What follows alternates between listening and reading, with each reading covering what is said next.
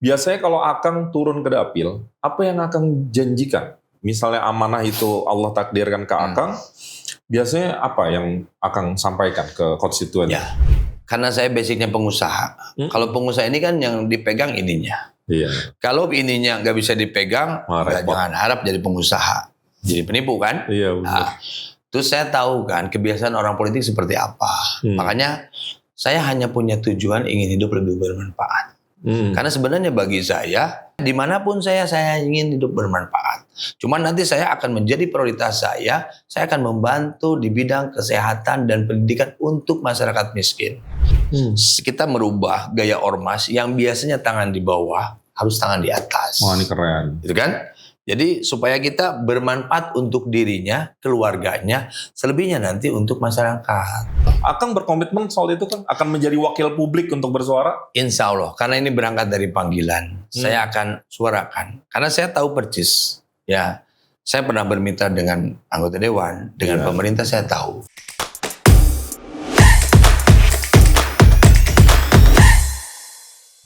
Oke, assalamualaikum warahmatullahi wabarakatuh. Waalaikumsalam warahmatullahi wabarakatuh. Kumaha, Damang? Alhamdulillah. Teman-teman, terima kasih udah kembali menyaksikan podcast ini. Podcast ini hari ini kedatangan tamu yang sebelum kameranya on ini udah belak-belakan gitu, udah seru. Ada Kang Budi Irawan. Nah, Kang Budi apa kabar? Alhamdulillah. Tepuk tangan boleh. Apa kabar Kang? Kabar baik. Alhamdulillah. Atur nuhun Kang. Jauh-jauh dari Sukabumi main ke Rempoa. Ya, silaturahmi. Silaturahmi. Kang, sekali lagi terima kasih. Kita sebenarnya ingin sekali memberikan pengetahuan informasi kepada yang nonton nih Kang. Bahwa P3 nih punya banyak caleg-caleg yang potensial. Ya, salah satunya ada di hadapan saya, ada Kang Budi Irawan ini. Beliau nih sebenarnya aktivitasnya banyak. Punya usaha atau entrepreneur, kemudian juga aktif di kepemudaan atau di organisasi masyarakat Kang ya. Ada diantaranya Gerakan Anak Muda Sukabumi Anti Anak Sukabumi Anti Ketidakadilan. Gerakan Anak Sukabumi Anti Ketidakadilan 46 SC. Itu 46-nya apa Kang? Nama alamat sekretariatnya. SC-nya Siliwangi Cibatu. Oh. Gitu. Gerakan Anak Sukabumi Anti Ketidakadilan 46 nama sekretariat. Nomor sekretariat. Jalan Siliwangi Cibatu. Kang, saya pun bendahara umum NU kemarin. Bendahara umum NU. NU PCNU Kabupaten Sukabumi. Masa bakti 2017, 2022, 2018, 2022. Kang, baru berakhir kemarin. Biar lengkap, saya minta tolong Akang ceritain profil Akang secara singkat. Itu Akang nih siapa sebenarnya? Biar yang nonton ini kan nggak semua kenal Akang, mungkin sebagian baru melihat Akang biar paham, Kang Budi ini sebenarnya siapa? Oke. Bismillahirrahmanirrahim. Nama saya Budi Irawan, nama panggilan Budi Jabur. Saya lahir di Sukabumi, 1 Januari 1978. Saya aktif di organisasi sosial yang bernama GASAK 46 SC, Gerakan Anak Sukabumi Anti Ketidakadilan. Saya pun aktif di PCNU sebagai bendahara umum PCNU Kabupaten Sukabumi masa bakti 2018-2023. Kemarin baru berakhir hari Senin ya. Hari Sabtu. Baru berakhir, baru pemilihan yang baru. Mungkin itu profilnya. Kang, saya mau nanya Kang. Tadi kan saya sempat tanya, Akang tuh udah lama di P3 apa baru gitu? Ternyata baru juga Kang.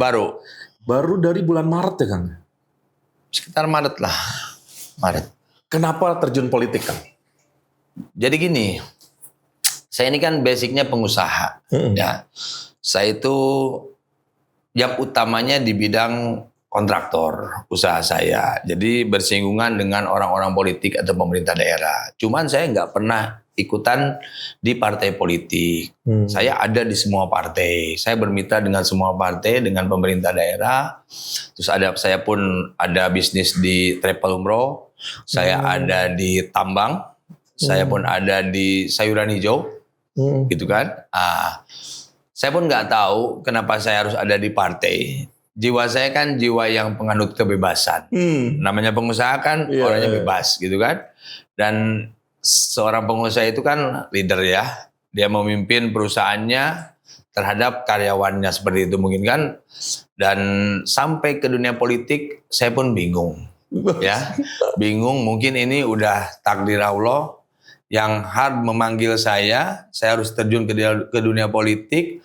Setelah sekian lama saya selalu ada di belakang orang-orang politik. Karena tawaran kan pasti dari mana-mana tuh, namanya juga pengusaha, selevel kan. Dari mana-mana. Cuman saya nggak pernah mau masuk ke dunia politik. Pengennya jadi pengusaha di belakang aja. Titik baliknya kapan tuh Kang? Tiba-tiba, ya udah deh masuk deh. Ketika saya dipinta oleh ketua DPC dan wakil ketua DPW waktu itu, saya dipinta untuk menjadi calon DPR RI. Tadinya saya mau mengusung seseorang untuk menjadi calon DPR RI. Ini kekhasan pengusaha nih. Ya, bantu orang ya kan. Mengusung seseorang. Cuman pas saya ketemu dengan disampaikan dengan orangnya waktu itu, orangnya bilang ya intinya tidak menolak tapi akan pertimbangkan. Setelah dipertimbangkan, beliau itu konfirmasi lagi ke saya, ternyata dia mundur. Mundur nggak jadi, saya usung. Tadinya saya hanya akan mengusung calon DPR provinsi. Jadi tadinya kan sekali mendayung 2-3 pulau terlampaui, kata saya kenapa nggak sekalian dengan DPR RI-nya. Carilah figur seseorang itu, beliau itu orang yang mengobati luka saya di dunia politik waktu itu ya. Dan akhirnya setelah saya sounding ke beliau pun tidak menolak waktu itu, tapi satu hari dia minta waktu konfirmasi lagi. Kata beliau, katanya dia nggak akan maju, nggak jadi maju. Karena mau ikut perhelatan pilkada. Kata saya, siapa dong sosok figurnya? Tadinya kan saya dorong beliau. Yang akhirnya beliau balik. Sekarang saya yang dorong Akang aja, Akang yang maju. Sementara saya kan nggak bisa nolak. Itu kan orang yang mengobati luka saya kan. Yang akhirnya saya pun berpikir, aduh alasan gimana kan. Saya bilang ke beliau, saya nggak mau menjadi pejabat atau terikat gitu kan. Kata saya hanya ingin hidup bermanfaat buat keluarga saya, tetangga saya, masyarakat sekitar melalui ormas saya. Ketika saya menyampaikan itu, beliau bilang, kalau ingin hidup lebih bermanfaat, jabatan ini bisa lebih bermanfaat ketika finansial duniawi Anda udah terjawab. Udah selesai.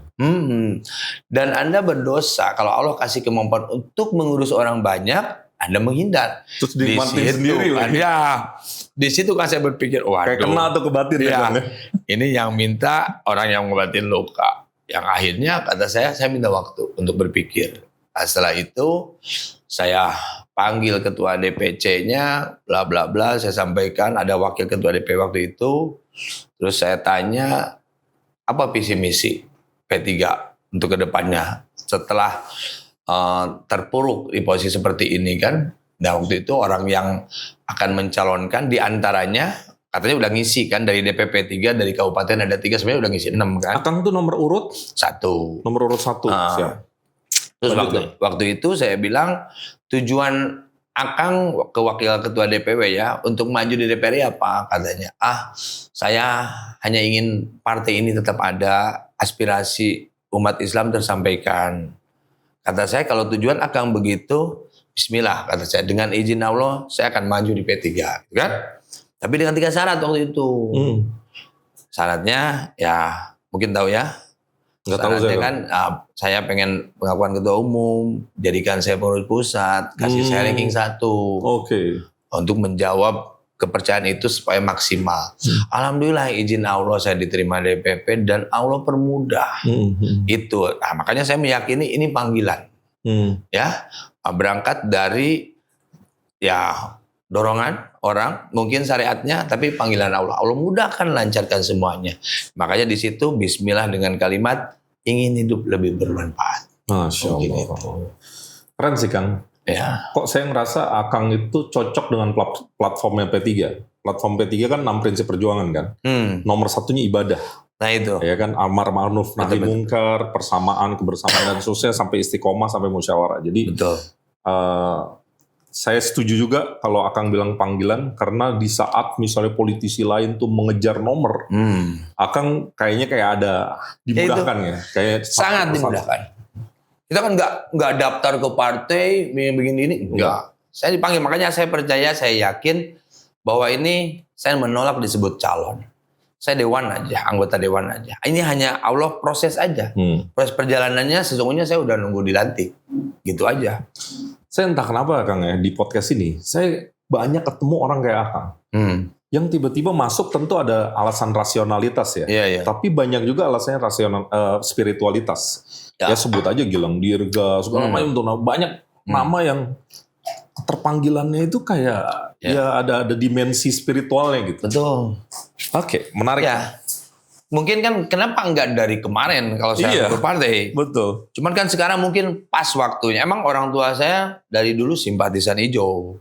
Saya darah hijau. Cuman ketika masuk dunia usaha, saya milik semua partai. Karena saya bermitra dengan semua partai. Ya, semua partai. Ya, tapi saya meyakini sekarang kenapa saatnya dipanggil, partai ini kan lambangnya Ka'bah. Nomor urutnya sekarang pas 17 itu kan rakaat sholat kita dalam sehari. Betul. Dan yang disembah dalam sholat ini, ya kita sholat Ka'bah. Ka'bah yang sembahnya Allah kan. Allahnya satu. Saya pun nomor urut 1. Jadi selesai secara akidahnya. Gitu. Merinding nih saya kadang-kadang kalau bicara gitu. Karena banyak yang rasional tapi banyak spiritualnya gitu Kang. Betul. Kang, sekarang aku mau mulai masuk ke dapil nih. Akang tuh ada di dapil Jabar 4. Sukabumi Kota dan Kabupaten. Betul kan? Betul. Nomor urut 1 ya Kang? Betul. Ya, ini buat teman-teman yang ada di daerah yang saya sebutkan nih wajib nonton nih. Nah, Akang kan memang hidup di situ. Betul. Bukan orang luar kan? Bukan, tinggal di situ. Banyak caleg yang nggak seberuntung Akang juga. Betul. Misalnya orang mana dia karena perintah partai misalnya harus di mana. Nah, Akang orang sana. Kalau Sukabumi Kota dan Kabupaten itu problemnya apa Kang yang Akang lihat? Problemnya tentang pengangguran. Oh masih ya Kang? Ya, kesejahteraan. Padahal industri banyak loh di situ Kang. Cewek semua yang diterimanya. Oh. Nggak laki-lakinya, ceweknya kerja, laki-lakinya nganggur, cuman antar jemput. Oh gitu. Gitu, kemacetan gitu. Oke. Infrastruktur masih jadi soal nggak Kang? Masih sangat luasnya wilayah. Luas ya Kang. Gitu, luasnya wilayah sangat luas. Kalau nggak salah kedua ya, se-Jawa Barat, se-Jawa setelah Banyumas atau Banyuwangi gitu. Gitu. Kalau ini Kang, kan di sana juga berkembang wisata alam ya Kang ya? Banyak wisata. Itu jadi problem atau mulai bisa mensejahterakan Kang? Belum bisa mensejahterakan. Masih jadi problem. Tentang gimana caranya si Dinas Pariwisata ngasih pemahaman terhadap masyarakat, gimana cara masyarakat menerima wisatawan dengan baik, tidak menjadi kapok gitu kan. Terus jalan infrastruktur yang macet dari Jakartanya ke Sukabumi itu yang menjadi problemnya. Gitu kan. Kadang-kadang kan sekali kunjungan karena tidak ada pembinaan terhadap masyarakat di sekitar pariwisata yang nantinya parkir mahal itu apa Maria. Jadi orang kapok nanti datang lagi ke situ gitu. Kang, kalau ngomong pariwisata sedikit Kang ya, itu Akang lihat mulai nggak sih dia semacam memberikan pemerataan ekonomi atau masih segelintir aja sebenarnya yang bisa mendapatkan? Masih segelintir ya. Masih segelintir karena kan pengelolanya hampir investor luar semua. Oh kebanyakan dari luar. Dari luar. Bukan Kayak orang lokal. Situ Gunung luar. Yang jembatan itu, jembatan gantung itu. Yang terpanjang. Itu luar pengelolaan juga. Jadi belum yang Pemdanya belum ya. Belum ya. Ada Geopark belum signifikan lah. Tapi banyak sih pengunjung. Udah banyak. Cuman belum memberikan apa ya kayak semacam di Bali, di Lombok mata pencarian untuk penduduk setempatnya belum. Karena di Sukabumi kan belum ada tercipta kayak Pangandaran, kayak Jogja, ada kaos Sukabumi khas, ada souvenir apa yang dibawa oleh-oleh untuk setelah wisata itu gitu. Ya. Kang, ini kita punya konsultan politik juga yang membantu kita meriset dapil Akang nih. Gimana? Ada informasi nih misalnya di 18 Desember 2023 ada aliansi masyarakat di Cikembar mengadukan rencana eksplorasi pertambangan di Gunung Kate misalnya. Masyarakat resah, kemudian rencana kehadiran pertambangan dan seterusnya itu kadang-kadang menuai pro kontra. Akang punya komentar nggak soal isu-isu lokal seperti ini? Sebenarnya saya pun Di bidang pertambangan. Oke. Ada ya, cuman baru merintisnya baru 1 tahun lah ya. Karena lagi tahap eksplorasi ke eksploitasi kan, gitu kan. Sebenarnya gini, kalau yang majunya pengusaha lokal itu sah-sah saja. Dan publik relatif bisa menerima. Bisa menerima karena jelas gitu kan. Nanti perjanjian seperti apa yang dikerjanya pun tahu kan. Ya. Tapi kan kebanyakannya dari luar, ya yang bermainnya brokernya mungkin di situ aja yang nantinya kurang pemerataan, terus dia berpikir nanti dampaknya seperti apa nanti untuk lingkungan mungkin itu. Kan nanti kan ketika ada tambang otomatis kan jalan-jalan kan cepat rusak dengan lalu lintas. Terus take and give-nya seperti apa? Kayak CSR-nya untuk masyarakat gitu-gitu. Karena kan kita kan mungkin masyarakat berprinsip bahwa kekayaan alam milik masyarakat setempat. Sementara ketika diambil keluar, apa kompensasinya, mungkin itu aja. Dan banyak menjadi isu di banyak provinsi ya Kang ya. Maksudnya pertambangan itu seringkali menjadi kutukan sumber daya alam. Betul. Yang sumber daya alamnya besar justru daerahnya biasanya miskin. Betul, emang. Kalau Akang, kalau boleh tahu di pertambangan apa Kang? Kalau yang di Pasir Kuarsa saya. Pasir ya Kang? Pasir Kuarsa. Oke. Dan ya insya Allah melibatkan komunitas sekitar Kang ya untuk masyarakat eksplorasi dan ini. Iya kita libatkan semua masyarakat di sana dan kita ada semacam bukan izin lingkungan ya, koordinasi terhadap RT RW, terus pembangunan sarana ibadah apa dari setiap jatah kilo atau tonnya gitu. Kita ada kasih gitu. Oke. Kang, biasanya nih kalau ada kemiskinan itu temennya itu biasanya kesehatan dan pendidikan. Akang lihatnya gimana? Pendidikan dan kesehatan di sana udah cukup oke atau sebenarnya ya otomatis masih terkendala dengan minimnya pembangunan ekonomi? Pendidikan dan kesehatan? Ya. Saya pikir cukup ya. Karena dibilang udah bagus belum juga, dibilang jelek nggak juga gitu kan. Cuman sekarang kan kendalanya kan, makanya kan saya ketika ini nanti saya udah duduk di Senayan kan, meskipun saya nanti belum tahu ada di komisi mana nanti saya didudukan, tapi mungkin dengan dana aspirasi saya nanti kan saya bisa menyampaikan keluhan-keluhan masyarakat Sukabumi yang saya akan utamakan di pendidikan dan kesehatan. Di kesehatan ini kan banyak orang yang tidak mampu, yang mempunyai BPJS, ketika masuk ke pelayanan rumah sakit, pelayanannya nggak langsung ditangani seperti orang yang bayar non BPJS. Kan orang sakit ditaruh 2 jam kan kerasa sakitnya. Mungkin kalau nggak lewat gitu kan. Nah itu yang saya akan stretching terhadap dinas kesehatan atau rumah sakit setempat, bahwa antara BPJS dan bukan BPJS harus sama pelayanan karena ini berhubungan dengan nyawa manusia. Nah, untuk di bidang pendidikan saya akan lebih meminta mensosialisasikan kepada pemerintah daerah khususnya ke dinas pendidikan gimana caranya ibu-ibu wali murid sekarang untuk menyikapi pendaftaran anaknya sekolah online ini. Kan orang tuanya nggak tahu cara online gimana. Terus cara sistem wilayah itu kan, pembagian zonasi wilayah. Ya. Zonasi ini kan banyak permainan-permainan kotor di situ. Ya. Yang dari luar bisa masuk ke sini karena sesuatu. Nah itu akan kita benahi semua. Akan saya prioritaskan orang yang tidak mampu. Kang, saya jadi tertarik nih menggabungkan antara pendidikan dan pengangguran. Kenapa? Gara-gara tadi Akang cerita. Kalau di pabrik kan kebanyakan yang perempuan, yang laki-lakinya enggak, cuma antar jemput. Betul. Itu soalnya karena ada masalah pendidikan kah? Misalnya karena mereka tidak terdidik, misalnya kasarnya nggak punya ijazah, jadinya mereka untuk mencari pekerjaan jadi susah, atau sebenarnya memang lapangan kerja yang susah? Karena ada daerah Kang, misalnya di Sumatera Barat, itu tingkat pendidikan tinggi Kang. Jadi di usia produktif itu orang terdidik, tapi banyak yang nganggur. Iya benar Kang.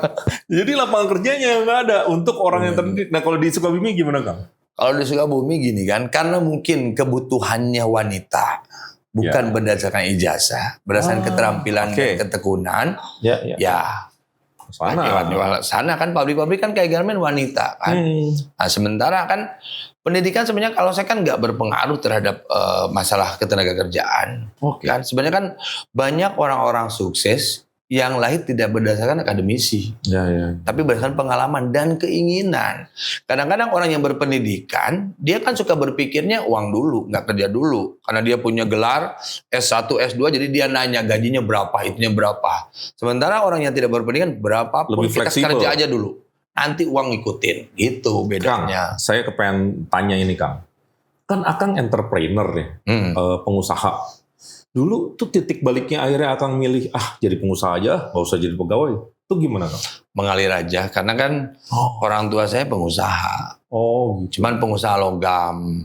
Saya dari keluar sekolah SMA, udah di Jakarta. Di Taman Puring, di Rawabening, atau di Sogo, masukin alat penjepit kaca stainless gitu kan, gitu. Oh, okay. Jadi jiwa usahanya udah ada dari orang tua, dan kita kan lebih enak jadi pengusaha daripada jadi pekerja.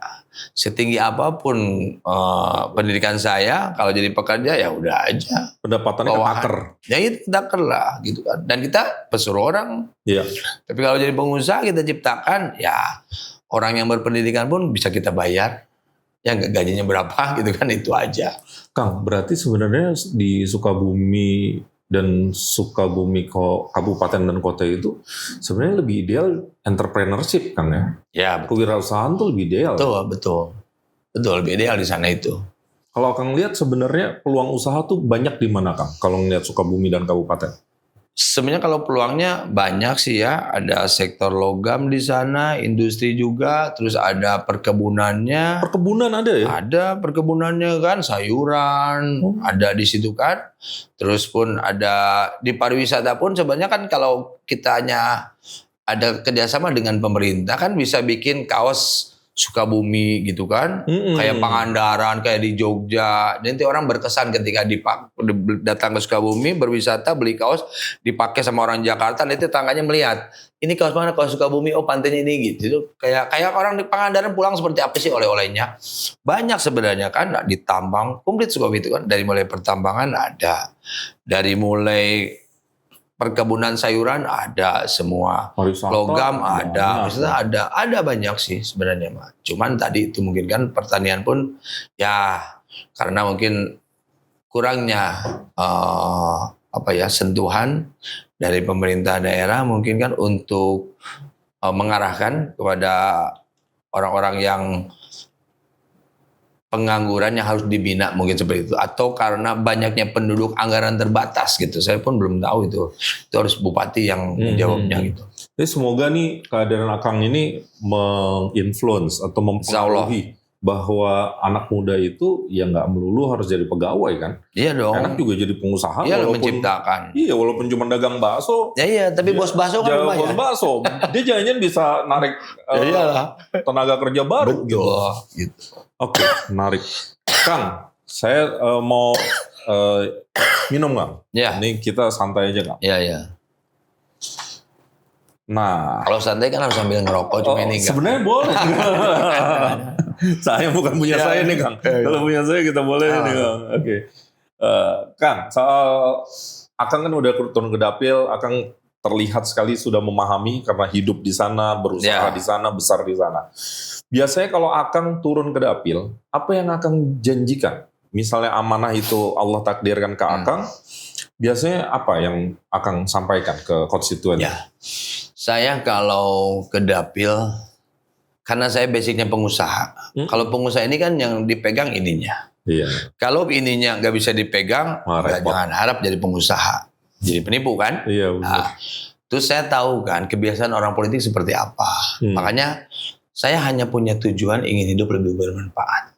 Karena sebenarnya bagi saya, perwakilan rakyat ini kan tidak punya visi misi. Dia hanya punya tugas. 3 fungsi kan, budgeting, pengawasan, menerima aspirasi untuk menjadikan undang-undang, itu aja. Betul. Kan beda dengan eksekutif. Betul. Yang harus berjanji. Jadi apa yang harus saya janjikan? Ketika saya nanti berjanji untuk pendidikan, kesehatan, adanya saya di komisi pertambangan atau pertanian, gak nyambung juga kan? Nah hal-hal itu yang menjadi kehati-hatian saya. Saya nggak mau berjanji. Kalau berjanji saya pasti bohong. Gak mungkin kita pun suka bohong terhadap 1-2 orang, cuman kita meminimalisasi kebohongan. Apalagi nanti terhadap 2 juta orang kan. Makanya saya dimanapun saya ingin hidup bermanfaat. Cuman nanti saya akan menjadi prioritas saya akan membantu di bidang kesehatan dan pendidikan untuk masyarakat miskin. Tapi untuk di lahan kerja, di pengangguran, di kesejahteraan, saya balikin lagi ke masyarakatnya. Kalau ingin sejahtera, kalau ingin nggak mau nganggur, itu ada pada diri Anda sendiri, bukan dari saya. Yeah. Jangan jadikan saya sebagai pengharapan. Nanti akidahnya keluar. Nanti ketika Pak Budi jadi dewan, oh saya sejahtera. Jangan. Saya bukan tempat pengharapan kan? Allah tidak akan merubah satu kaum. Kalau dia nggak merubah. Itu kan bukanlah wakilnya atau bukan pemimpinnya. Jadi itu aja sederhananya. Kalau mau jalan sejahtera, yuk paling saya bimbing mau di bidang apa kesejahteraannya. Kita yang bimbing. Nanti kita yang jembatani ke pemerintahan. Mungkin itu. Saya senang tuh Kang. Kang, saya mungkin agak skip, saya mundur sedikit. Kalau gerakan anak Sukabumi anti ketidakadilan 46 ini bergerak di bidang apa Pak? Di bidang sosial, di bidang jadi ormas ini ormas kerja.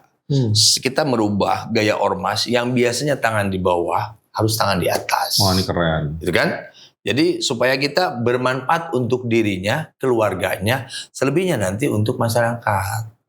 Gitu. Kan kesannya ormas itu kan bla bla bla, jatpem Negatif gitu, lah. negatif kan?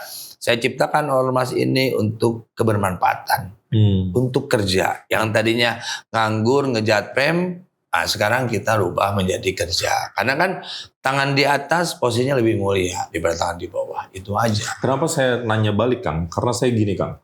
Saya setuju tuh sama Kang. Kalau bisa kita bukan ngobrol janji, tetapi memang pembuktian nanti. Pembuktian dan ini kan tugas DPR kan Agung tadi udah ceritain tuh. Betul. Ini informasi buat teman-teman. DPR itu bukan eksekutif guys. Bukan. Dia nggak punya anggaran, Nggak punya. bangun jembatan nggak kayak Nggak gitu. punya kewenangan Nggak kayak lagi. gitu.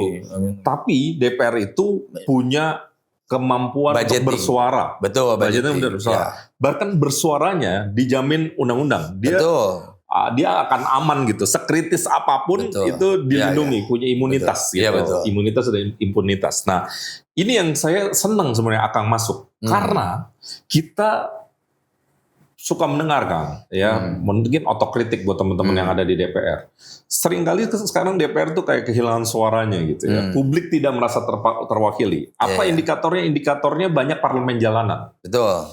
Ya kan orang tidak puas akhirnya jadi parlemen jalanan. Nah, tentu harapan saya Akang itu kalau Allah takdirkan amanahnya ada di Akang, kerasnya harus sama dengan hari ini, bahkan harusnya lebih keras.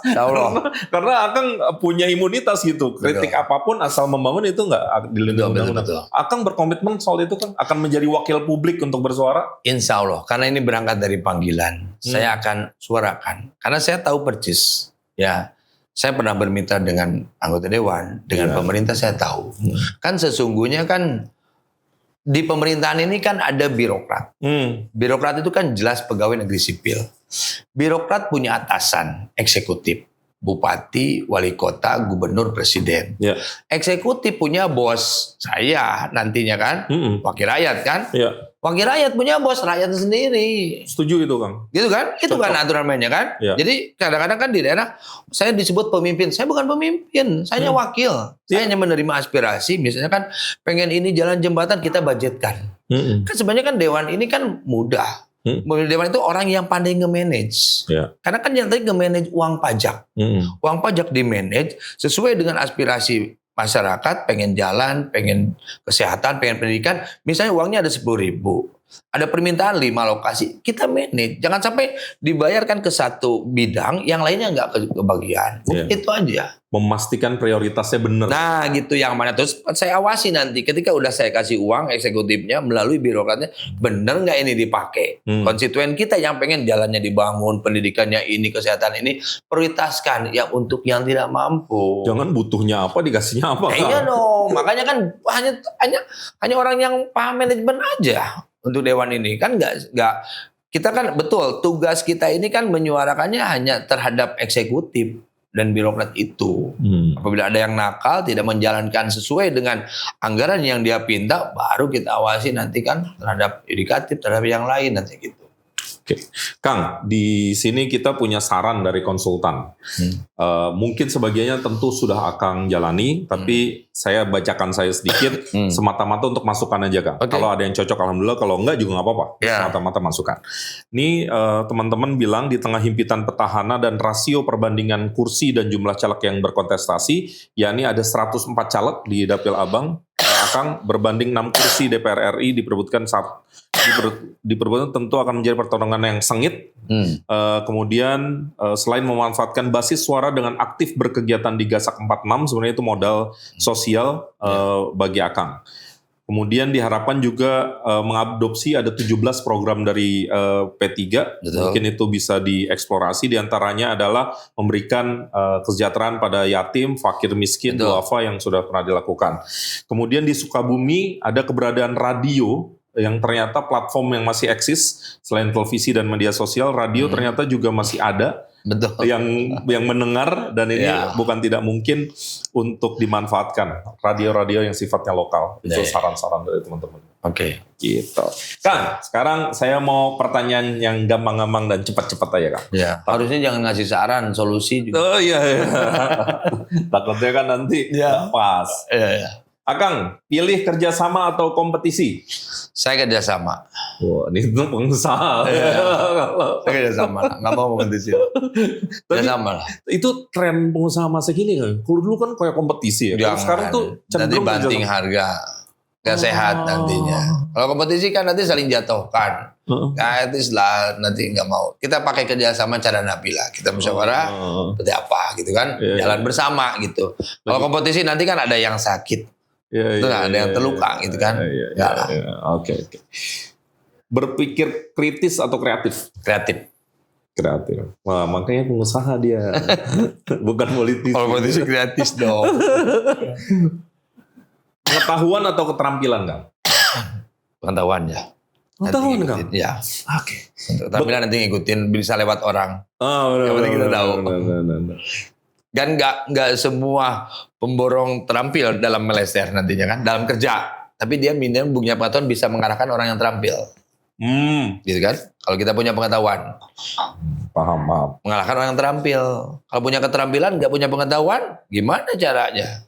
Gitu kan? Jadi untuk melakukan sesuatu itu. Bahkan di Islam kan membedakan ya, orang yang berilmu dan tidak berilmu. Nah, itu betul. Signifikan bedanya. Betul, ya. Dan ilmu itu nggak harus yang kompleks. Kadang-kadang bikin kopi kan ada ilmunya tuh, Kang. Nah, saya setuju. Dari pengalaman. Kerja keras atau kerja cerdas, Kang? Kerja keras. Merencanakan atau fleksibel mengikuti arus? Fleksibel mengikuti arus. Karena seringkali kalau merencanakan manusianya berencana, Allah yang menentukan. Nanti banyak stres kalau tidak sesuai perencanaan. Ya nggak? Manusia hanya berencana kan, kita gini-gini, tapi takdirnya nanti Allah kan, gitu kan. Ini banyak pengalaman pribadi kan. Ini pengusaha kan gitu ya, pasti banyak benturan-benturan. Akang tuh terbiasa menyembunyikan perasaan atau mengungkapkan secara terbuka? Mengungkapkan secara terbuka. Nah, gitu. Okay, menarik. Biasanya mengejar impian atau menyesuaikan kondisi? Mengejar impian. Bekerja sendiri atau bekerja dengan tim, Kang? Bekerja dengan tim. Wah. Karena bukan Superman, tapi super tim. Gitu. Harus super tim ya? Super tim dong. Di perusahaan pun sama harus super tim. Saya nggak bisa kerja tanpa ada sekretaris saya, keuangan saya. Nggak bisa. Nggak bisa. Bisa gitu. Botak. Iya. Masa harus segalanya sama saya gitu kan? Iya. Jadi walaupun kita leader, kita harus punya tim yang hebat sama. Karena kita bisa begini karena tim. Tim kerja di kantor, tim sukses. Tanpa mereka saya bukan siapa-siapa. Setuju. Mantap. Kang, sekarang nih saya masuk ke segmen terakhir. Segmen terakhir ini benar-benar untuk anak muda. Oke. Kita dedikasikan untuk anak muda, dan nanti kalau akan mau bisa dipotong di part ini aja. Nama segmennya tuh Hai Anak Muda, Kang. Jadi benar-benar Hai Anak Muda titik-titik. Nah, Akang nih yang isi titik-titiknya. Boleh ajakan, boleh himbauan, boleh nasehat, boleh Akang bilang coblos nomor 1 di dapil Akang, boleh. Apa aja boleh. Tapi intinya memang ini kita kasih buat anak-anak muda yang nonton. Oke. Gitu. Bukan yang tua nggak boleh. Gitu. Jadi arahnya nanti akan kamera ini, Akang tinggal bilang Hai Anak Muda, lanjutin, Kang. Oke. Siap, Kang? Siap. Oke, Kang Budi, mangga. Hai Anak Muda. Hai Anak Muda Sukabumi, nanti tanggal 14 Februari 2024, pilih saya dari partai P3 berlambang Ka'bah. Nomor urut partai 17, saya nomor urut 1. Saya pengen anak muda Sukabumi punya rasa kepercayaan diri untuk menjadi generasi yang lebih baik ke depannya. Terima kasih. Atur nuhun Kang. Aduh, teman-teman sekali lagi jangan lupa tanggal 14 Februari 2024 kalau Anda suka dengan Kang Budi yang belak-belakan ini, Harus suka lah. harus suka lah. Kalangan muda harus suka. Ya, jangan lupa coblos nomor 1 gitu Kang ya. Iya, nomor 1. Ada Kang Budi Irawan di Dapil 4 Jabar.